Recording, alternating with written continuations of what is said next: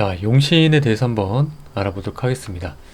자, 용신이라 하면은 이제 쓸 용자를 쓰고요. 그리고 귀신 신자를 씁니다.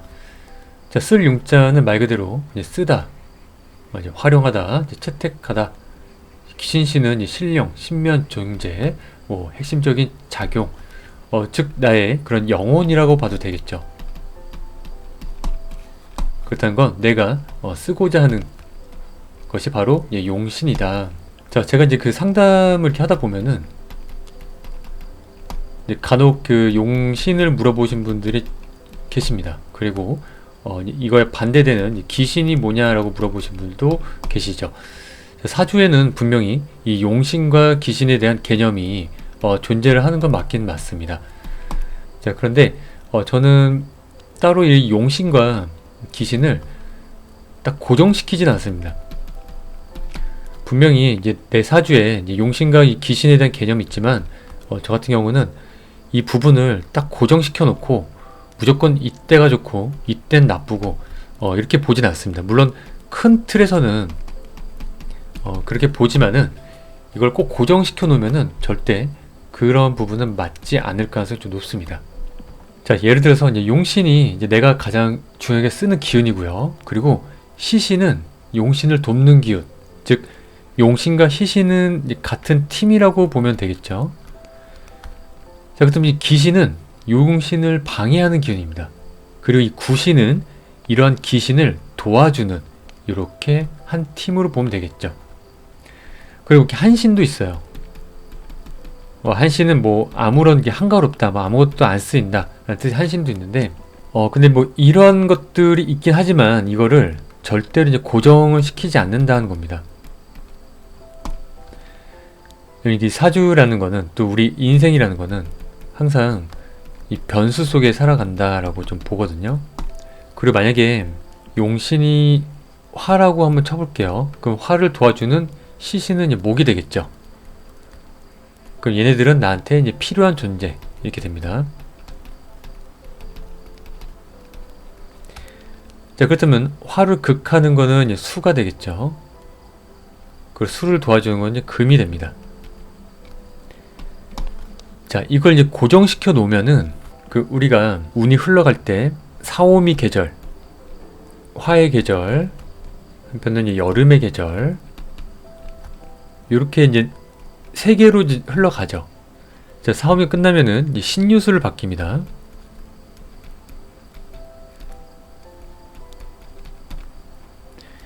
자, 얘들은 이제 금의 계절이죠. 그리고 이제 가을입니다.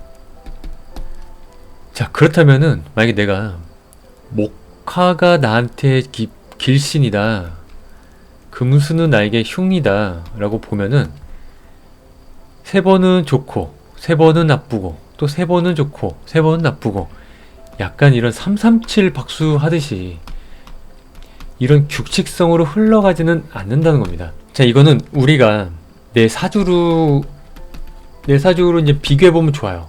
나의 지난 날을 한번 잘 곱씹어 보면은 꼭 목화 때가 좋고 뭐 금수 때가 나쁘고, 물론 큰 틀에서 보면은 이게 맞긴 맞아요. 그런데 그 안으로 세부적으로 들어가다 보면은 이게 좋았는데 뭐 건강이 나빴다든가, 또는 기분이 나빴는데 돈을 벌었다든가, 또는 돈은 못 벌었지만 내 상태는 쾌적했다든가, 또 한편은 이 둘 다 나쁘다든가, 이런 식으로 럭비공 튀듯이 뭔가 규칙성이 어긋나는 걸 좀 볼 수가 있습니다. 그래서 저 같은 경우는 용신을 무조건 이제 고정시키진 않습니다. 그지만 이제 큰 틀에서는 고정을 시킵니다. 자, 명리가 항상 이런 부분 때문에, 그래서 뭐냐, 그래서 무엇이냐, 이렇게 좀 볼 수도 있는데요. 근데 그 동양 철학이 1 플러스 1은 2다라는 개념이 아니거든요. 우리 이 태극 모양처럼 이렇게 돌고 도는 겁니다. 순환입니다. 순환과 이 변화에 대한 이야기를 하는 겁니다. 그래서 뭐 하나 딱 정해놓는 거는 조금 위험한 일일 수도 있습니다. 자, 그래서 저는 따로 이렇게 용신을 이렇게 잡거나 그러진 않고, 물론 이런 개념들은 어느 정도 숙지만 한 상태고 용신을 따로 잡진 않고, 그냥 이제 정말 음양오행과 그냥 뭐 생극제와 근데 이 오행의 특성 이런 것들을 좀 중요하게 좀 보려고 하는 것 같고요. 그 다음에 그 이제 물상적인 거, 이 상을 떠올리는 거, 즉 그 사주 갖고 있는 이 꼴 모양새 이런 부분을 더 중시를 합니다. 자, 그치만은 지금 나오는 이 용신들은 공부한 데서는 문제가 되거나 나쁘진 않습니다. 그래서 그치만 저 개인적으로는 다른 걸 좀 쓴다라는 거. 자, 한번 어떤 용신들이 있는지 대표적인 용신 몇 가지 한번 좀 보도록 하겠습니다. 자, 억부 용신인데요. 억부 용신은 이제 적천수에서 좀 많이 쓰이죠. 그 보통 용신 하면은 좀 두 갈래로 많이 나뉩니다. 이제 적천수와 이제 작편징전. 그리고 이제 궁통보감이 있겠죠. 그 적천수가 이런 억부론을 보고 작편징전이 이제 격국을 논하고요. 공통보감은 조우를 논합니다. 그래서 이 세 가지 다 공부하는 게 좋다라고 생각을 합니다. 서로 이제 용신들이 좀 다 달라요. 근데 저는 대신 뭐 이런 것도 용신에 얽매이는 거는 그렇게 권장드리고 싶지 않아요. 여기서 이야기하는 그런 이유나 그런 의미적인 거를 내 마음에 품으려고 하는 그런 공부로 가야지, 이 용신을 외우는 공부는 아까 얘기했듯이 그런 337 박수가 나올 수가 있습니다. 이거는 이거다, 저거는 저거다. 근데 그것보다 좀 더 유연한 사고와 그 나의 두뇌를 좀 유연하게 펼치는 게 훨씬 좋습니다. 자, 그 억부용신은 자 무엇이냐, 일간이 너무 강하면 억제하는 오행을 용신으로 쓴다. 일간이 너무 약하면 이제 도와주는 오행을 용신으로 쓴다. 이게 억부입니다. 그래갖고 보통 이제 신강한 사주들은 이제 관성, 식상, 재성 등 나의 힘을 빼는 거,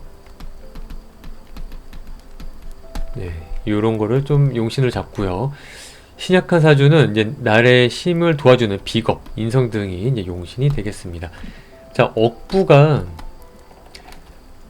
제가 봤을 때는 이게 좀 약간 느낌적으로 이제 그 가장 대중적이지 않나 싶어요. 많이들 쓰고 있다. 그리고 뭔가 사용하기가 좀 쉽죠. 이 신강신약만 논하면 되니까. 그런데 결코 물론 맞기도 하지만 결코 100%는 절대 아닙니다. 뭐 예를 들자면은 제다신약, 제낙신약은 이제 거지다, 거짓팔자다. 근데 절대 안 그렇습니다. 제다신약 같은 경우도 오히려 돈을 버는 시는 분들도 많고 부자분들도 많으시죠.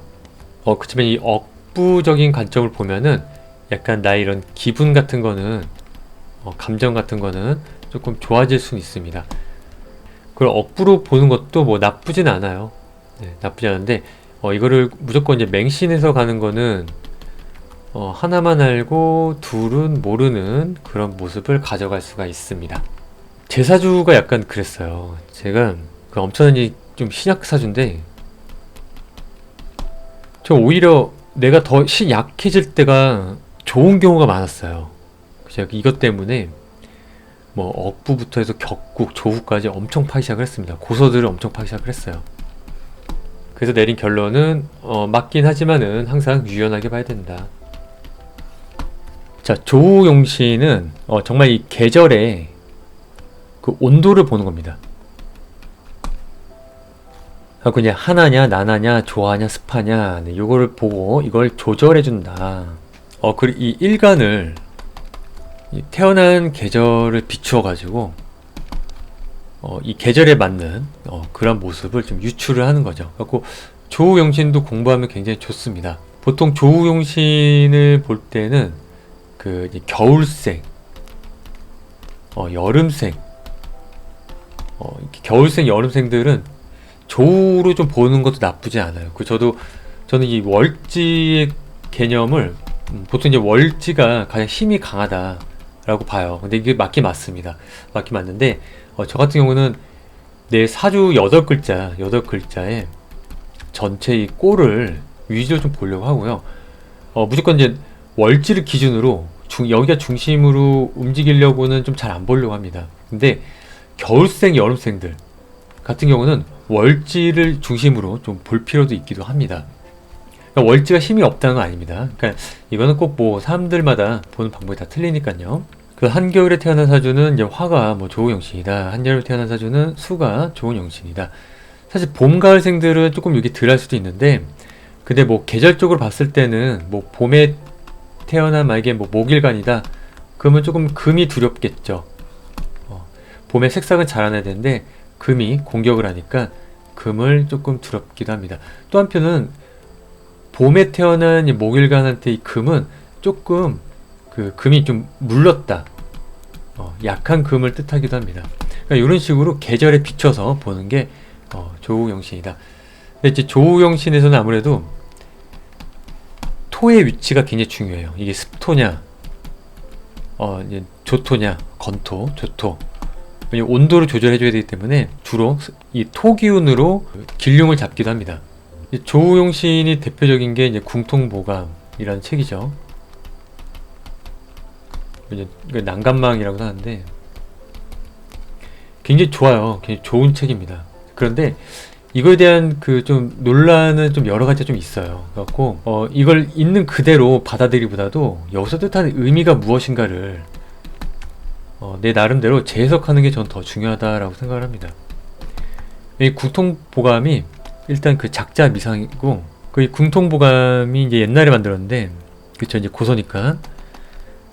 근데 이제 귀족들 위주로 만들었다는 이야기도 있어요. 그 우리 일반인 사주랑 좀 많이 다르겠죠. 귀족들이라고 하면은. 그러다 보니까 뭔가 제한된 이야기를 하고 있지 않나라고 좀 느껴지기도 합니다. 그래갖고 궁통보감에서 나오는 그 용신들이 조금 의문점이 이렇게 좀 생기기도 해요. 그렇지만 궁통보감에서 뜻하는 의미가 무엇인가, 이로 해서 내가 재해석하려고 하는 그런 공부가 훨씬 더 좋다고 생각합니다. 자, 병양용신이 있고 이제 통간용신이 있는데, 사실 얘네들은 그냥 뭐 이거야. 병양용식은 내 사주에 병이 무엇이냐, 보통 이제 고립된 사주를 뜻하거든요. 그리고 이제 고립된 게 무엇이냐, 얘를 살려야 된다.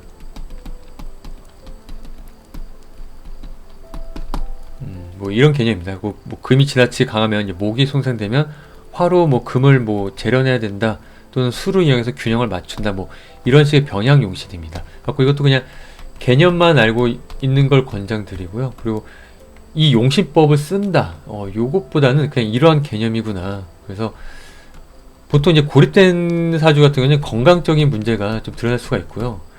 그 이제 고립된 사주가 오히려 그릇은 굉장히 클 가능성이 높아요. 또는 엄청 낮거나 이제 뭐 아니면 돕니다. 그래서 근데 건강은 필히 약해질 부분이 있기 때문에 이 부분에 관련된 뭐 음식이라든가 또는 뭐 색상이라든가 또는 뭐 방위 이런 걸로 조금 보완을 해주면 좋겠죠. 또는 뭐 그 이름, 성명학이나 이름을 통해서 조금 보완해주면 좋겠죠. 자, 통간용신은 서로 충돌하는 이제 두 기운을 이제 중재해준다. 자, 금과 목이 심하게 대립할 때 수가 중간에서 금생수 수생목 역할을 하여 연결시켜준다. 그쵸? 자, 만약에 요렇게 이제 신금이 있고 이제 을목이 있다 쳐볼게요. 여기 이제 금이고 여기 이제 목이고, 자, 금금목을 하죠. 그리고 요거를 살려주려면은 중간에 이런 수기운으로 좀 중재를 해줘라. 이게 금생수 수생목으로 갈 수 있게끔 요런 구조를 만들어주면 좋다. 네, 사실 이렇게 되면 좋죠. 그 사주 원국에 돼 있는 것도 괜찮고 뭐 운에서 오는 것도 괜찮지만은, 근데 조금 도와줄 뿐이지 꼭 이렇게 연결해 준다라는 개념이 없기도 합니다. 그 이 통간용신과 그 이제 병양용신은 따로 이렇게 용신이다라고 이렇게 잡기보다도 그냥 이러한 개념이다라고 생각하는 게 좀 좋습니다. 그럼 뭐 이건 당연하죠. 그냥 딱 봤을 때. 자, 이제 격국용신이 있습니다. 이건 이제 자평징전에서 나온 이야기고, 뭐 요즘은 안 그러겠지만은 격국을 쓰시는 분들과 이 억부를 쓰시는, 즉 적천수를 쓰시는 분들과 조금 논쟁이 막 있기도 했었어요. 적전 쓰신 분들은 이 격국은 올드하다 이렇게 보는 경우가 있고, 이제 뭐 자편진전으로 보시는 분들은 이 격국은 무조건 이제 월지를 중심으로 봅니다. 물론 억부도 월지를 중심으로 보지만은, 근데 좀 더 이제 적천수는 조금 넓은 범위를 좀 봐요. 사주 전체 세력 위주로 좀 보기도 합니다. 근데 이 격국 용신은 무조건 월지로 봅니다. 그래서 이 월령을 굉장히 중시합니다. 그러니까 내가 태어난 계절이기 때문에 무조건 이 계절을 중심으로 움직인다. 그리고 이 자평 명리가 어떻게 보면 지금 우리 현대의 이 사주 보는 이런 관법을 뭐 만들었다고 해도 뭐 과언이 아니죠. 그러니까 일간 위주로 만들었다. 그런데 이제 월령도 중심이 된다.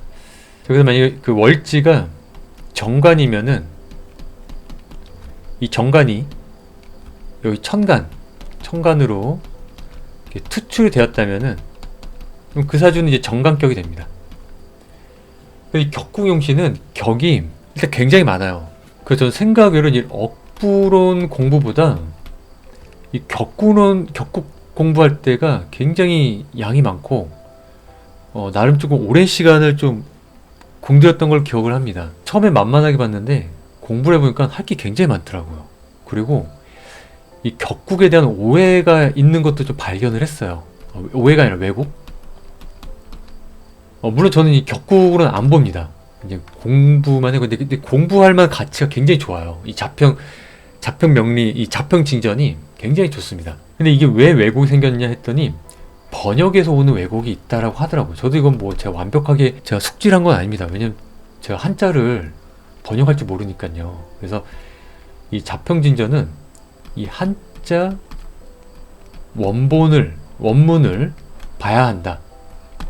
번역본은 뭔가 왜곡됐다 라는 이야기가 있습니다. 원문을 공부한 사람과 번역본을 공부한 사람은 차이가 있다라고 저는 알고 있습니다. 그래서 격국에서도 이제 사길신, 뭐 사흉신 이렇게 나누죠. 그래갖고 월지에 흉신이 있는지 길신이 있는지, 정관격이면 이제 길신이 되겠죠. 그리고 이게 천간으로 이제 투출되면은 그럼 이제 정관격이 되는 겁니다. 자, 그렇다면 길신이기 때문에 얘를 보호해줘야 돼요. 이게 이제 격국용신입니다. 격국용신은 또 재미난 게 이 사주가 이렇게 8글자 있으면은 이 천간의 모양새가 굉장히 중요합니다. 그 여기서 나오는 게 이제 성중육패, 폐중유성. 자, 이런 말이 나오는데, 자, 만약에 내가 이 월지가 이제 정관격이에요. 천간이 투출됐어요. 근데 얘가 이제 파괴되면 안 됩니다. 지지도 마찬가지고요. 근데 만약에 얘가 파괴가 됐어요. 그런데 시간에서 결국 이걸 도와주면은 이거를 이제 폐중유성이라고 봅니다. 즉 말년에는 뭐가 풀린다. 이게 시간의 흐름이 흘러가니까 중년에 뭔가 문제 발생되지만은 말년에 해결이 된다. 그래서 나빴다가 좋아진다. 자, 성중육패는 말 그대로 시간에서 정간을 부수면은 좋았다가 나빠진다. 이런 뜻을 담고 있습니다. 그래서 이 천간의 모양을 굉장히 중시하고 요 시주를 굉장히 중시하는 게 이제 격국용신입니다. 물론 제가 공부한 지 꽤 돼가지고 좀 틀릴 수도 있습니다. 기억이 가물가물해요. 이제 막 어제 일도 가물가물하고. 하여튼 이게 뭐 격국용신이다. 네, 이렇게 보고 저는 이 격국도 굉장히 잘 쓰시는 분을 봤고 억부도 굉장히 잘 쓰시는 분 봤고요. 그 조후는 필히 공부하는 거를 좀 권장드립니다. 조후는 진짜 깊게 한번 공부할 가치가 좀 있죠. 물론 뭐 격국과 억부도 마찬가지고요. 그래서 보통 요거를 통틀어 가지고 이렇게 쓰시는 분들도 많으세요. 근데 뭐 저는 이런 것도 괜찮다 보여주고, 근데 만약에 하나에만 치우쳐서 쓰는 거는 이거는 한번 잘 생각해 볼 필요가 있지 않을까 생각합니다. 물론 이게 뭐 맞을 수도 있어요. 그리고 이렇게 하시는 분들 봤고요. 근데 일단 저랑은 잘 안 맞는다. 네, 저는 이것보다 좀 더 유연하게 펼치는